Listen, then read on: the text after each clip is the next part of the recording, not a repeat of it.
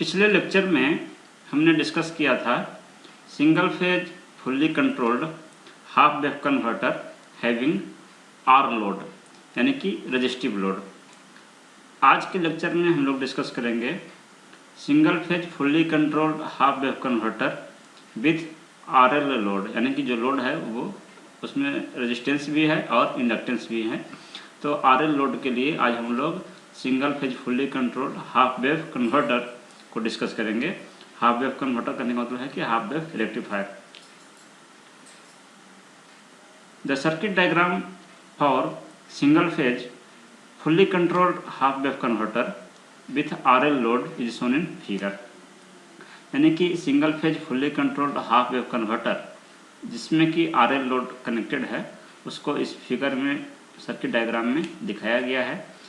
ये आपका लोड है जिसमें कि रेजिस्टेंस भी है और इंडक्टेंस भी है। एक थारिस्टर है, उसका एक एंड आपका सोर्स से कनेक्टेड है और दूसरा एंड जो है वो लोड से कनेक्टेड है। जो सोर्स है वो आपका एसी सप्लाई है, क्योंकि जो कन्वर्टर है यानी जो रेक्टिफायर है वो एसी को डीसी में कन्वर्ट करता है। तो जो सोर्स है वो आपका एसी है और उसका जो वैल्यू है वो आपका प्योर साइनसॉइडल वेव है Vs equal to Vm sin omega t. Is जो है Is आपका सोर्स करंट है, यानी कि जो सोर्स से जो करंट फ्लो कर रहा है सोर्स के थ्रू वो करंट है Is, और यही करंट आपका थारिस्टर के थ्रू भी फ्लो कर रहा है, यानी कि यही आपका थारिस्टर करंट भी है जिसको कि हम IT कह सकते हैं। I0 लोड करंट है, यानी लोड के थ्रू ये फ्लो होने वाला करंट है, लोड करंट या output current. V0 output voltage है या इसको लोड के क्रॉस का वोल्टेज कह सकते हैं, लोड वोल्टेज। Vt थारिस्टर के क्रॉस का वोल्टेज है, थारिस्टर के क्रॉस जो वोल्टेज होगा उसको Vt कहा गया है।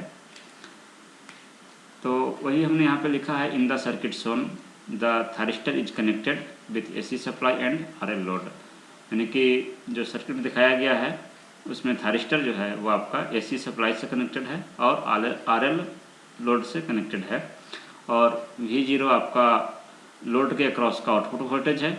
I0 लोड के थ्रू फ्लो होने वाला आउटपुट करंट है यानी लोड करंट है। Vs आपका एसी सप्लाई वोल्टेज है। इसके अलावा भी आप लिख सकते हैं Is जो है आपका सोर्स करंट है। Vt थारिस्टर के क्रॉस का वोल्टेज है और RL आपका यह है इंडक्टिव लोड है। तो अब हम लोग देखते हैं कि सर्किट ऑपरेट कैसे करता है।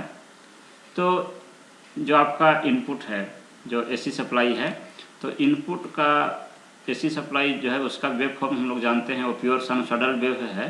तो जो इनपुट वोल्टेज है वो आपका इस नेचर का है, यानी कि अगर ये आपका ओमेगा टी है एक्सिस और ये आपका इनपुट सोर्स वोल्टेज है, तो यहाँ पे आपका हाफ साइकिल पूरा हो रहा है तो पाई है, एक साइकिल यहाँ पे पूरा हो रहा है ये 2 पाई है, उसी प्रकार से ये 3 पाई है और ये 4 पाई है। तो ये आपका इनपुट सोर्स है, इनपुट वोल्टेज सोर्स है। उसके बाद हम लोग देखते हैं कि 0 से पाई तक जो आपका इनपुट सोर्स है उसका जो 0 से पाई तक जो है वो वैल्यू पॉजिटिव वैल्यू है, इसको पॉजिटिव हाफ साइकिल कहा जाता है।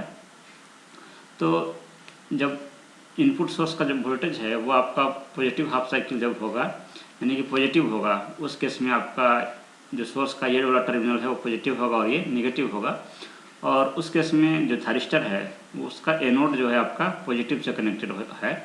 तो इसलिए ये थारिस्टर जो है उस केस में फॉरवर्ड वाइस्ड है, यानी कि जब सोर्स का जो वोल्टेज है वो 0 से पाई के बीच में है तो आपका जो थारिस्टर है वो फॉरवर्ड वाइस्ड है।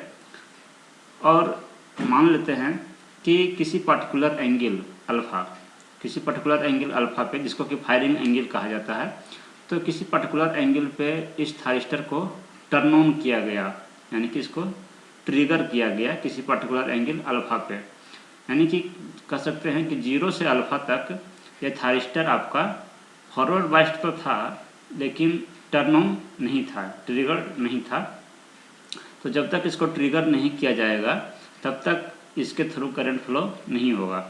तो हम मान के चल रहे हैं कि किसी पर्टिकुलर एंगल अल्फ़ा पे इसको ट्रिगर किया गया, तो और ये आउटपुट वोल्टेज हम जानना चाहते हैं कि आउटपुट वोल्टेज कितना होगा।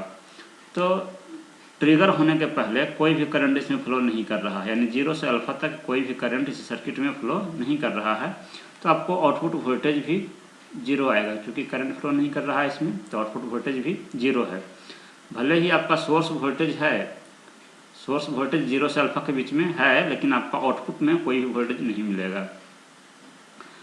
उसके बाद आपका जो है थायरिस्टर ट्रिगर होता है, टर्न ऑन होता है अल्फा एंगल पे, उसको ट्रिगर किया गया। तो जब इसको ट्रिगर किया जाएगा तो ये आपका क्लोज्ड स्विच की तरह काम करेगा, यानी कि शॉर्ट सर्किट की तरह काम करेगा ये। तो उस केस में सर्किट आपका ये क्लोज्ड हो जाएगा और फिर इसमें करंट फ्लो करेगा और लोड के थ्रू करंट फ्लो करेगा I0, और वही करंट आपका सोर्स के थ्रू और थायरिस्टर के थ्रू भी फ्लो करेगा। तो उस केस में आपको आउटपुट वोल्टेज भी मिलेगा।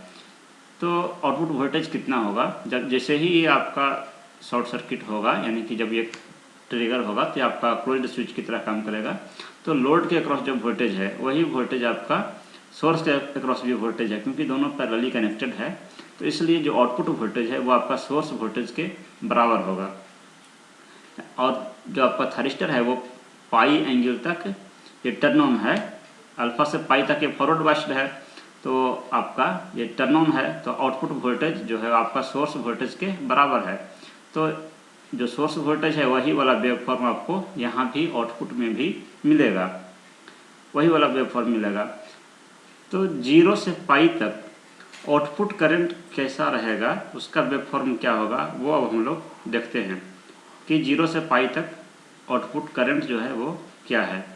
तो ये आपका पाई है, यहाँ तक अल्फा है। तो 0 से अल्फा तक आपका आउटपुट करंट 0 होगा, क्योंकि थायरिस्टर जो है वो टर्न ऑन नहीं था, फॉरवर्ड बाइस्ड था लेकिन टर्न ऑन नहीं था, इसलिए आउटपुट करंट जो है 0 से अल्फा तक 0 होगा।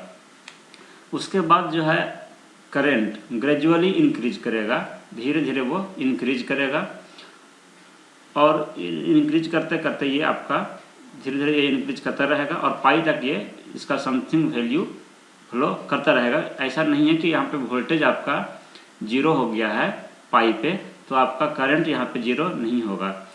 करंट जो है वो ग्रेजुअली इंक्रीज करेगा, क्योंकि लोड जो है वो इंडक्टिव लोड है, और 0 से इसलिए शुरू होगा क्योंकि जो इंडक्टिव लोड है तो जो इंडक्टेंस है वो करंट के चेंज का विरोध करता है। तो इसलिए ये अचानक आपका कुछ वैल्यू से नहीं शुरू होगा, बल्कि ये 0 से शुरू होगा। दूसरा 0 से शुरू होने का वजह ये भी है कि अगर आप इसमें करंट का एक्सप्रेशन अगर आप ड्राइव करें तो उसमें अगर ओमेगा टी के जगह पे अगर आप अल्फा पुट करेंगे तो आउटपुट करंट का वैल्यू 0 आएगा। तो इसका मतलब है कि करंट जो है आपका यहाँ पे अल्फा पे 0 से शुरू होगा। उसके बाद क्या है कि जब तक करंट फ्लो हो रहा है तब तक आपका इंडक्टर जो है वो एनर्जी स्टोर कर रहा है, वो एनर्जी स्टोर करता है। इंडक्टर एक एनर्जी स्टोरिंग एलिमेंट है। तो उसके बाद क्या है कि अब सेकेंड हाफ साइकिल में अगर चला जाए पाई से 2 पाई के बीच में, तो इस दौरान क्या है कि जो सोर्स वोल्टेज है उसकी पोलैरिटी रिवर्स हो जाएगी, यहाँ माइनस हो जाएगा, यहाँ प्लस हो जाएगा, जिसके कारण कि ये थायरिस्टर रिवर्स वाइज हो जाएगा, यानी ये वोल्टेज सोर्स वोल्टेज जो है इसको रिवर्स वाइज अप्लाई करेगा। लेकिन ये थायरिस्टर रिवर्स वाइज नहीं होगा, भले ही यहाँ पोलैरिटी आपकी रिवर्स हो गई है लेकिन ये थायरिस्टर रिवर्स वाइज नहीं होगा, क्योंकि अगर ये थायरिस्टर रिवर्स वाइज होगा तो इसका मतलब है कि आपका आउटपुट करंट 0 हो जाएगा। लेकिन जो आपका इंडक्टर है वो करंट के अपोज का विरोध करता है, इसलिए करंट का चेंज का वो अपोज करता है। तो इसलिए वो करंट को अचानक 0 होने नहीं देगा। इसलिए क्या है कि थायरिस्टर जो है आपका ये फॉरवर्ड बाइस्ड में बना रहेगा और इंडक्टर जो है अपना जो एनर्जी जो इसने स्टोर किया था पॉजिटिव हाफ साइकिल में, वो एनर्जी के द्वारा ये करंट को कंटिन्यू करेगा, ये कंटिन्यू करंट को फ्लो कराएगा। और जो थायरिस्टर है वो आपका फॉरवर्ड बाइस में बना रहेगा। इंडक्टर की पोलैरिटी के अनुसार इसकी पोलैरिटी अब रिवर्स हो जाएगी, यानी कि ये इसकी पोलैरिटी यहाँ पॉजिटिव होगा, यहाँ निगेटिव होगा, इसकी पोलैरिटी रिवर्स हो जाएगी जब ये एनर्जी रिलीज करेगा। तो इसकी इस पोलैरिटी के कारण ये थायरिस्टर जो है वो फॉरवर्ड मोड में बना रहेगा, यानी फॉरवर्ड बाइस्ड ही रहेगा। तो जब करंट जो है सेकेंड हाफ साइकिल में यानी नेगेटिव साइकिल में भी फ्लो होना कंटिन्यू रहेगा जब तक इंडक्टर की एनर्जी रहेगी जब तक इसकी पूरी एनर्जी ख़त्म नहीं हो जाएगी। तो जो करंट है वो आपका मान के चलते हैं कि किसी पर्टिकुलर एंगल पे तक इसकी एनर्जी ख़त्म हो जाएगी। अब इसका जो आपका करंट है वो धीरे धीरे डिक्रीज होगा और किसी पर्टिकुलर एंगल जिसको कि हम बीटा कह रहे हैं, तो इस बीटा एंगल पे इसका एनर्जी समाप्त हो गया, तब जाके करंट जो है आपका जीरो होगा। और इस दौरान बीटा एंगल तक जो वोल्टेज है, आउटपुट वोल्टेज, वो आपका निगेटिव आउटपुट वोल्टेज मिलेगा, क्योंकि जो सोर्स वोल्टेज है वो इस टाइम पे निगेटिव है। तो जो लोड वोल्टेज है वही आपका सोर्स वोल्टेज है। जब थ्रेशर आपका ऑन है तो लोड वोल्टेज सोर्स वोल्टेज बराबर है, इसलिए आउटपुट वोल्टेज वही मिलेगा जो आपका सोर्स वोल्टेज है। तो सोर्स वोल्टेज निगेटिव हो गया है, तो इसलिए आपका वोल्टेज जो है आउटपुट वोल्टेज बीटा एंगल तक ये आपका निगेटिव वोल्टेज अपीयर होगा, लेकिन करंट जो है ये आपका सेम डायरेक्शन में फ्लो होता रहेगा, इसलिए करंट जो है आपका यहाँ तक पॉजिटिव ही रहेगा। उसके बाद क्या है कि जब इंडक्टर की एनर्जी समाप्त हो जाएगी तो आपका करंट जो है वो जीरो हो जाएगा, और करंट जीरो हो जाएगा तो आपको आउटपुट वोल्टेज भी नहीं मिलेगा। तो 2 पाई तक, फिर बीटा से लेकर 2 पाई तक आपको आउटपुट वोल्टेज नहीं मिलेगा, क्योंकि थाइरिस्टर आपका फिर रिवर्स वाइज हो जाएगा। यानी कि थाइरिस्टर जो रिवर्स वाइज हो रहा है वो आपका बीटा से 2 पाई तक रिवर्स वाइज होगा, क्योंकि जो इंडक्टर की एनर्जी है उसके कारण से ये थाइरिस्टर आपका कंडक्शन मोड में ये बना हुआ था, करंट कंडक्ट कर रहा था। तो बीटा से 2 पाई तक आपका थाइरिस्टर रिवर्स वाइज है और आपका आउटपुट वोल्टेज भी जीरो होगा और आउटपुट करंट भी जीरो होगा, लेकिन पाई से बीटा तक जो है वो करंट फ्लो होता रहेगा। उसी प्रकार से फिर अब आपका नेक्स्ट साइकिल शुरू होता है। ये एक साइकिल तो हो गया 2 पाई तक, 2 पाई तक एक साइकिल पूरा हो गया। फिर नेक्स्ट साइकिल में फिर से एट पर्टिकुलर एंगल अल्फा, किसी पर्टिकुलर एंगल अल्फा पे इसको फिर से ट्रिगर किया जाएगा, थाइरिस्टर को टर्न ऑन किया जाएगा। उसके बाद से फिर से वही प्रोसेस रिपीट होगा जो आपका स्टार्टिंग से हुआ था, यानी कि जब तक इसको ट्रिगर नहीं किया जाएगा तब तक आपको आउटपुट वोल्टेज नहीं मिलेगा, और ट्रिगर करने के बाद होने के बाद फिर इसको आउटपुट वोल्टेज जो है आपका वो सोर्स वोल्टेज के बराबर मिलेगा, और जो करंट है वो आपका 2 पाई प्लस अल्फा तक फ्लो नहीं होगा, 2 पाई प्लस अल्फा तक फ्लो नहीं होगा, और उसके बाद ग्रेजुअली इंक्रीज करेगा, और फिर ये बीटा एंगल तक जो है, यानी ये आपका 3 पाई यहाँ पे जो आपका होगा ये आपका 2 पाई प्लस बीटा होगा, तो 2 पाई प्लस बीटा एंगल तक करंट फ्लो होगा, और फिर आपका जो आउटपुट वोल्टेज है वो आपका निगेटिव वोल्टेज भी आउटपुट में अपीयर होगा, लेकिन करंट निगेटिव नहीं होगा। तो इस प्रकार से ये जो है आपका कंटिन्यू रहता है। तो इस प्रकार से हम देखते हैं कि जब आरएल लोड है सर्किट में, जब आरएल लोड है तो आपका आउटपुट वोल्टेज निगेटिव में भी जा रहा है, निगेटिव आउटपुट वोल्टेज भी मिल रहा है, लेकिन करंट जो है वो आपका निगेटिव नहीं हो रहा है, वो आपका पॉजिटिव साइकिल तक ही रहेगा।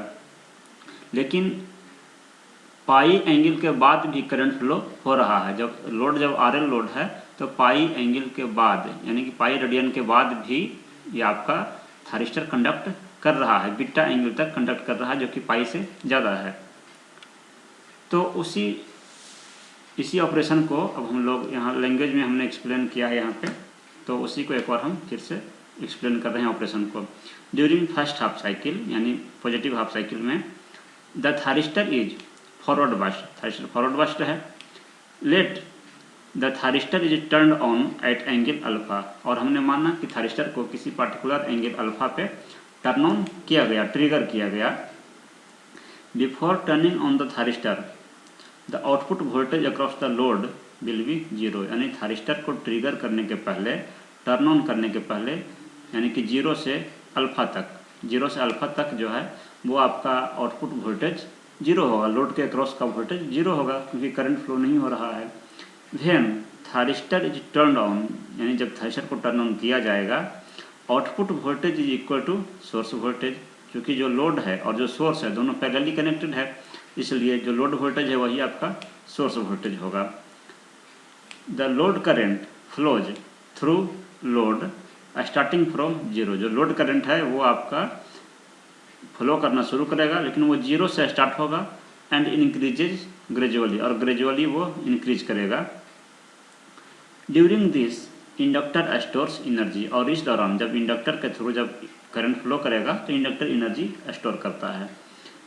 Eight omega T is equal to pi, यानी जब हाफ साइकिल पूरा हो जाएगा इनपुट वेव फॉर्म का, the load voltage is zero. उस टाइम पे तो लोड वोल्टेज आपका जीरो है, क्योंकि जो सोर्स वोल्टेज है वही आपका पाई एंगल पे जीरो है। But load current will not be zero due to presence of inductance, यानी कि एट एंगल पाई एंगल पे जो है, यानी जब हाफ साइकिल पूरा हो रहा है उस टाइम पे जो लोड वोल्टेज है वो जीरो है, क्योंकि सोर्स वोल्टेज भी जीरो है। लेकिन जो लोड करंट है वो जीरो नहीं होगा इंडक्टेंस के प्रेजेंट होने के कारण। लोड में इंडक्टेंस के प्रेजेंट होने के कारण जो करंट है वो आपका जीरो नहीं होगा। After omega T is equal to pi, यानी omega T is equal to pi radian के बाद inductor releases its store energy and load current continue to flow till an angle beta, यानी कि पाई के बाद सप्लाई वोल्टेज आपका रिवर्स हो जा रहा है, जो कि थारिस्टर के क्रॉस रिवर्स वाइज अप्लाई कर रहा है। लेकिन थारिस्टर रिवर्स वाइज नहीं होगा इंडक्टेंस के प्रेजेंट होने के कारण, और करंट जो है आपका कंटिन्यू फ्लो करता रहेगा एंगल बीटा तक, जो कि पाई से ज़्यादा है। यानी पाई के बाद भी आपका करंट फ्लो करता रहेगा, और इस बीटा एंगल को एक्सटिंक्शन एंगल कहा जाता है। Extinction angle at omega T is equal to beta load current becomes zero, यानी किसी पर्टिकुलर एंगल बीटा पे जो लोड करंट है वो आपका जीरो हो जाएगा, क्योंकि इंडक्टर की एनर्जी धीरे धीरे वो आपका कम होगा, उसकी एनर्जी आपका उस डिसिपेट होगा, तो करंट का वैल्यू धीरे धीरे घट के जीरो हो जाएगा। And load voltage is also zero, और उसके बाद फिर लोड वोल्टेज भी जीरो हो जाएगा। जब करंट जीरो हो जाएगा तो फिर आपका लोड वोल्टेज भी जीरो हो जाएगा। इन सेकेंड हाफ साइकिल यानी निगेटिव हाफ साइकिल में thyristor conducts from pi to beta, यानी निगेटिव साइकिल में भी पाई से लेकर बीटा तक थारिस्टर कंडक्ट करता है। From beta two pi thyristor is reverse biased, और बीटा से लेके 2 पाई तक थारिस्टर जो है आपका रिवर्स बाइस रहेगा। Hence output voltage and output current both are zero, यानी बीटा से 2 पाई तक आउटपुट वोल्टेज और आउटपुट करंट ये दोनों भी इस पीरियड में जीरो होंगे। एट 2 पाई प्लस अल्फा, यानी इसके बाद फिर 2 पाई प्लस अल्फा पे जो है thyristor is again triggered, thyristor को फिर से टर्न ऑन किया जाएगा and the process repeats in each cycle, और यही प्रोसेस जो है आपका प्रत्येक साइकिल में रिपीट होगा।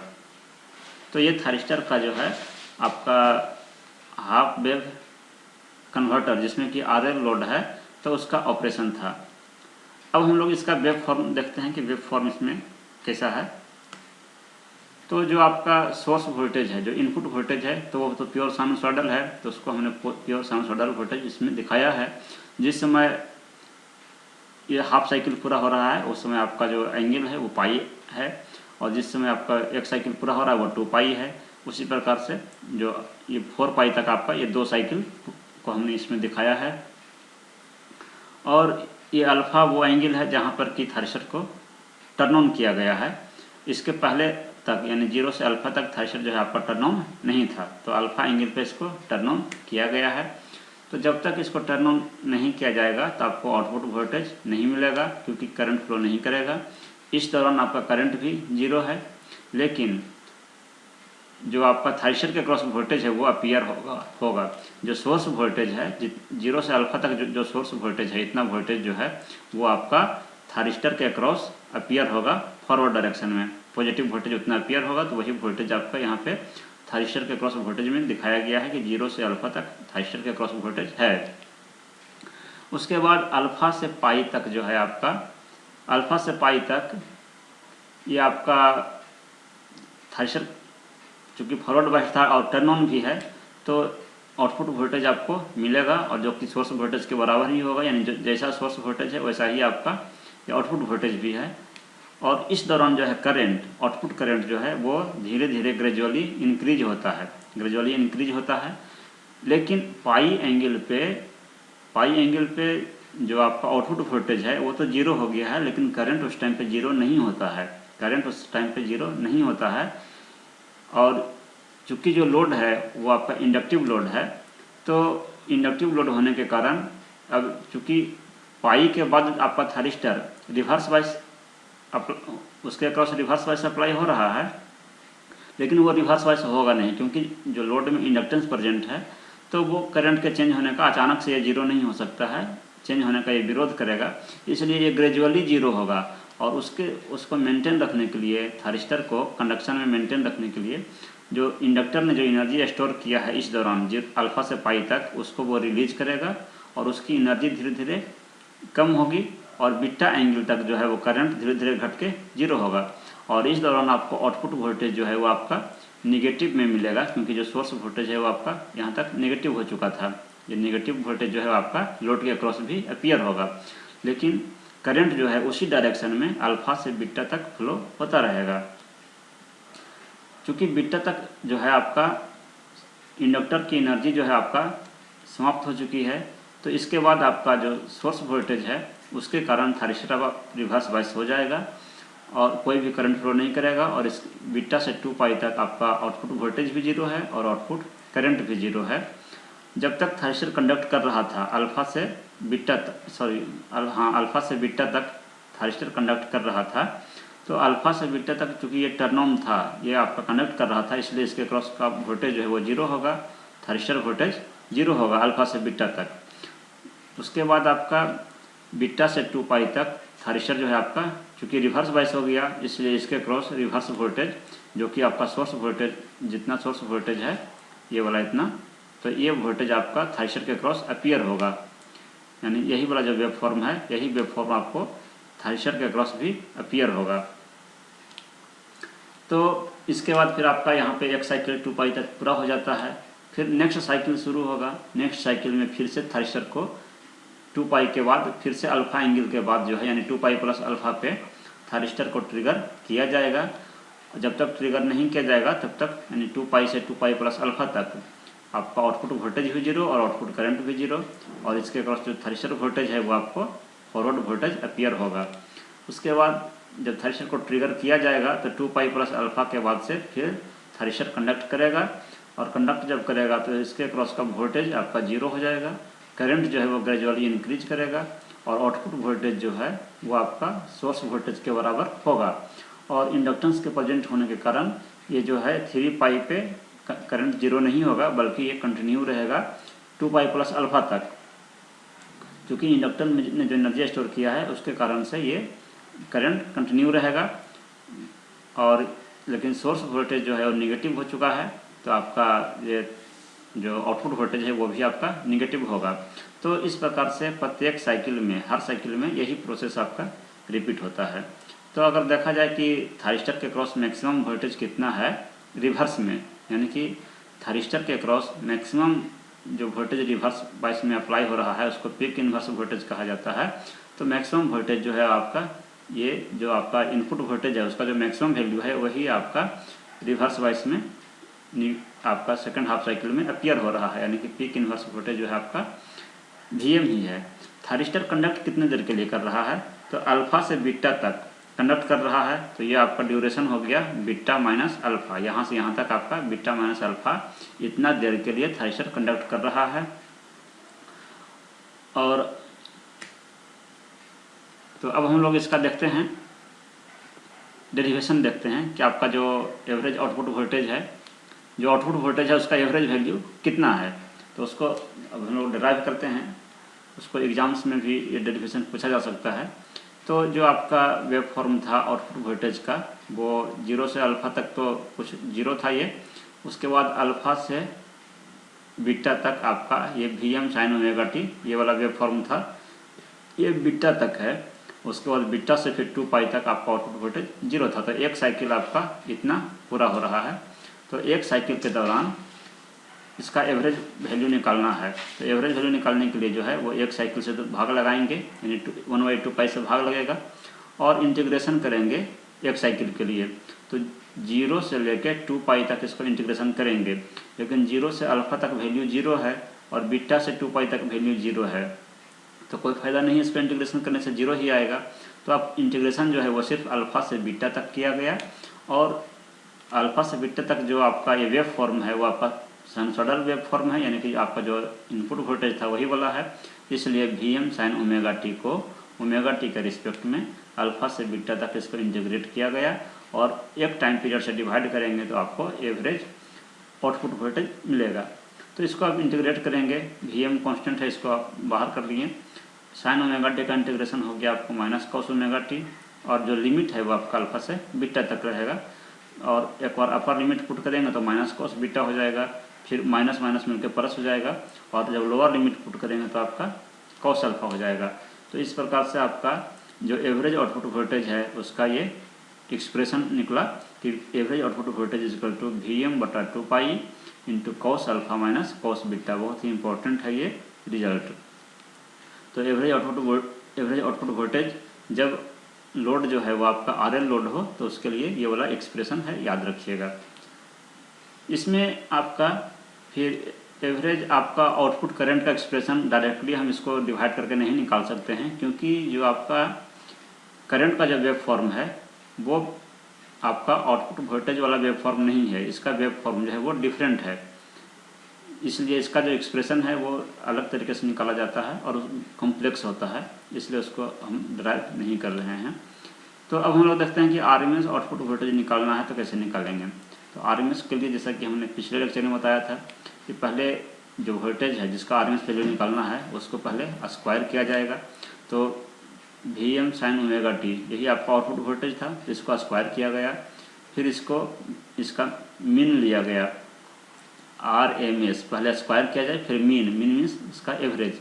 तो एवरेज के लिए आपका है अल्फा से बीटा तक, चूँकि बाकी वैल्यू तो जीरो है और एक टाइम पीरियड से भाग लगाया गया तो आपका ये एवरेज भी हो गया। उसके बाद रूट लेना है तो आप उसके ऊपर 1/2 लगाया गया, तो आपका ये RMS वैल्यू इस प्रकार से निकाला जाता है। पहले स्क्वायर कीजिए उसका, जिसका RMS वैल्यू निकालना है, फिर उसका मीन लीजिए और फिर उसमें रूट लगाइए। तो इसको हम लोग सोल्व करेंगे तो यह स्क्वायर आएगा तो Vm का स्क्वायर हो जाएगा, यहाँ साइन स्क्वायर ओमेगा टी हो जाएगा। तो Vm square sine square omega T हो गया, फिर इसको हम साइन स्क्वायर ओमेगा टी को एक्सपेंड करेंगे तो 1 माइनस कॉस 2 ओमेगा टी हो जाएगा बाई 2, और इस दो को हम बाहर कर लिए तो 2π जो है आपका 4π हो गया, और Vm को भी बाहर कर लिए थे। उसके बाद आपका यहाँ 1 है तो ओमेगा टी का जो है इंटीग्रेशन आपका ओमेगा टी ही होगा, अल्फा से बीटा लिमिट रहेगा, कॉस 2 ओमेगा टी का इंटीग्रेशन जो है आपका साइन 2 ओमेगा टी होगा, और लेकिन 2 जो है वो कोफिशिएंट आपका डिनोमिनेटर में आ जाएगा और लिमिट रहेगा अल्फा से बीटा तक। इसके बाद आपका इसको सोल्व करना है, एक बार अपर लिमिट पुट करेंगे, एक बार लोअर लिमिट पुट करेंगे। जब अपर लिमिट पुट करेंगे तो बीटा, लोअर लिमिट पुट करेंगे तो अल्फा, तो बीटा माइनस अल्फा हो गया। उसी प्रकार से एक बार बीटा यहाँ भी पुट करेंगे और एक बार अल्फा पुट करेंगे तो आपको हो जाएगा sine 2 beta minus sine 2 alpha by 2, और पूरे का ये रूट है। तो इस प्रकार से यही आपका RMS आउटपुट वोल्टेज का एक्सप्रेशन है, यानी एवरेज आउटपुट वोल्टेज जो है वो है आपका Vm/2√π beta minus alpha plus half into sine 2 alpha minus sine 2 beta, और पूरे का आपका रूट है, यहाँ किससे है, यानी Vm/2√π ये रूट के अंदर नहीं है, बाकी सारा टर्म रूट के अंदर है। तो ये आपका average output RMS output voltage का एक्सप्रेशन है। इसके बाद हम लोग देखते हैं सर्किट टर्न ऑफ टाइम क्या है। तो सर्किट टर्न ऑफ टाइम किसको कहते हैं कि जब फॉरवर्ड करंट जीरो होने के बाद थारिस्टर जितने देर के लिए रिवर्स बायस है वही आपका जो है सर्किट टर्न ऑफ टाइम कहलाता है। तो करंट जीरो होने के बाद थारिस्टर जो है आपका रिवर्स बायस है बीटा से 2π तक, बीटा से लेके 2π तक आपका थारिस्टर रिवर्स बायस है। तो जो आपका सर्किट टर्न ऑफ टाइम है वो हुआ आपको 2π माइनस बीटा। तो चूँकि ये रेडियन में है तो ये आपका ओमेगा टी का वैल्यू है, क्योंकि एक्स एक्सिस आपका ओमेगा टी था। तो यहाँ से अगर हम टी निकालना चाहें यानी सर्किट टर्न ऑफ टाइम तो हो जाएगा 2π माइनस बीटा बाई ओमेगा। तो अब इसका यूनिट हो गया सेकेंड। यानी कि अगर एग्जाम में पूछा जाए कि थारिस्टर जो है कितने देर के लिए रिवर्स बायस है तो 2π माइनस बीटा रेडियन, अगर रेडियन में ऑप्शन है तो आपका 2π माइनस बीटा, और सेकंड में अगर ऑप्शन है तो 2π माइनस बीटा बाई ओमेगा, इतने देर के लिए थारिस्टर रिवर्स बायस है। थारिस्टर कंडक्शन टाइम, कितने देर के लिए थारिस्टर जो है आपका टर्न ऑन है, यानी कितना देर के लिए वो कंडक्ट कर रहा है।